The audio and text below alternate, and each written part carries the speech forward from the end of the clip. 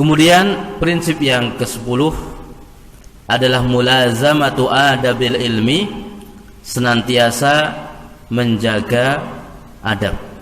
Maka beliau Al-Imam Ibnul Qayyim Al-Jauziyah rahimahullahu ta'ala dalam kitabnya Madarijus Salikin, adabul mar'i unwanu sa'adatihi wa falahihi wa qillatu adabihi unwanu syaqawatihi wa bawarihi, famastujliba khairud dunya wal akhirah bimithlil adab walastujliba khirmanuhuma bimithli qillatil adab.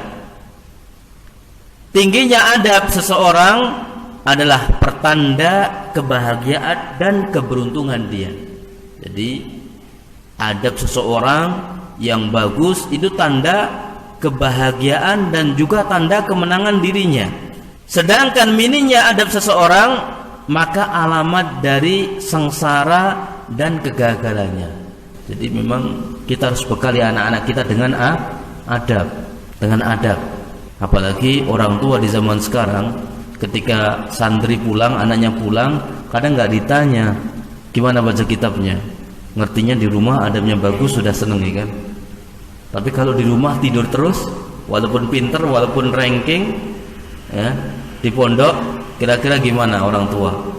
Sedih, tidur terus di rumah. Waliyadzubillah. Maka perlunya kita melatih kebiasaan adab yang baik. Sarana terbesar untuk mendapatkan kebaikan duniawi dan ukhrawi adalah adab. Sebaliknya, penghalang terbesar dari kebaikan duniawi dan ukhrawinya adalah minimnya adab. Orang yang layak mendapatkan ilmu adalah yang menghiasi dirinya dengan adab. Baik itu adab personal, adab saat menghadiri pelajaran, adab kepada guru, maupun adab terhadap teman. Maka ini kita yang punya anak-anak yang sedang mondok, maka sering kita nasihatkan kepada anak kita, ya, berhias dengan adab, adab dengan ilmu, adab di majelis ilmu, adab dengan para pengajar ilmu, adab dengan teman-temannya. Terus, karena anak-anak di zaman sekarang ini butuh doktrin, butuh diingatkan berkali-kali. Maka kita ingatkan supaya mereka punya adab dengan ilmu, punya adab di majelis ilmu, punya adab dengan para pengajar ilmu, punya adab dengan teman-temannya. Maka berkata Yusuf Ibnul Husain, beliau mengatakan, bil adabi tafhamul ilma, dengan adablah engkau akan bisa memahami ilmu. Kemudian as-salafus salih, pendahulu kita yang saleh, ya'tanauna bita'allumil adab kama ya'tanauna bita'allumil ilmi. Mereka pendahulu kita yang saleh itu perhatian mempelajari adab sebagaimana mereka mempelajari ilmu. Adab ini penting sekali. Coba kita bisa bayangkan, ketika kita melihat orang kaya, besar rumahnya, mobilnya banyak, tanahnya banyak, tapi antum keluar dari rumahnya, setelah antum bertamu, dia masih nemani antum, masih nunggu sampai antum naik motor. Ya. Antum menganggukkan, dia mengangguk kepala.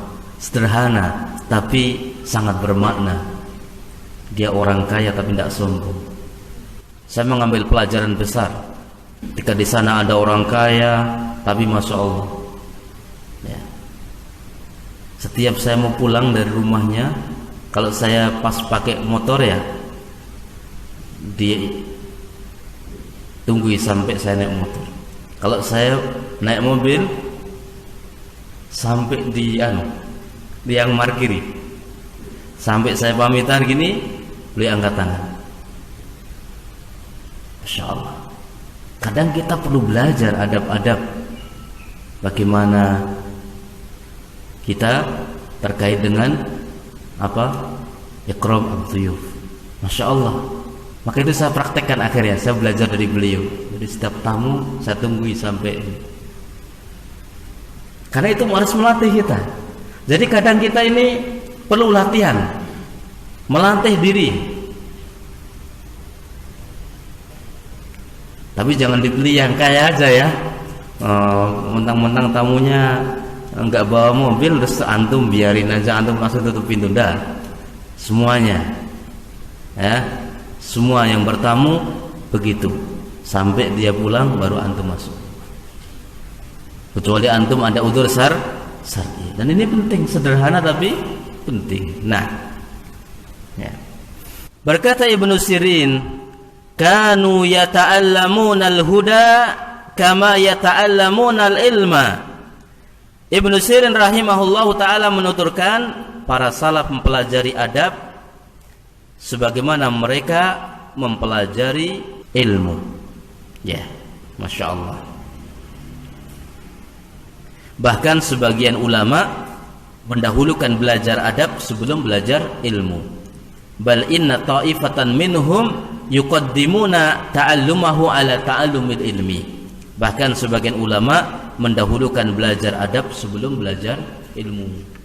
Makanya kenapa saya terinspirasi dengan risalah Khulasah Ta'dhimil Ilmi, supaya nanti kita teringat dengan ini. Ya. Kalau yang mengajar akidah sudah banyak, mengajar fikih sudah banyak, mengajar ilmu-ilmu yang lain sudah banyak.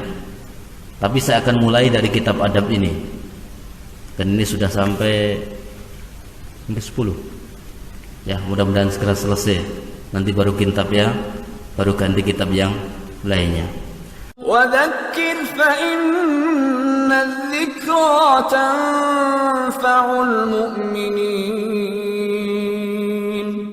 Assalamualaikum Sobat Muslim. Mari berdonasi buat para penghafal Al-Quran dan pengembangan TV Islam bersama Zadut Taqwa TV.